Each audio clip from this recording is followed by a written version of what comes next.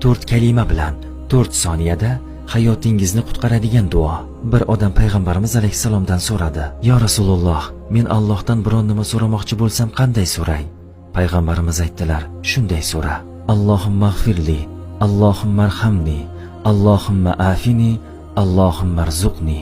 Allohim meni kechir, Allohim menga marhamating ila muomala qil, Allohim menga ofiyat ber, yo Robbiy meni rizqlantir.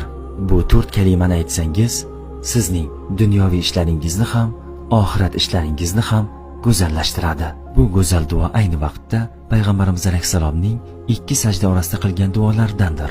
Bu duoni biz qachon, qanday qilamiz deganlarga javob bo'lsin. 2 sajda orasi sajdadan ko'tarilganingizda 2-chi sajdaga ketmasdan avval u duoni qilsangiz bo'ladi. Bizlarga qisqa yo'ldan, juda ham qisqa yo'ldan dunyo va oxirat saodatini va'da qilgan Robbimizga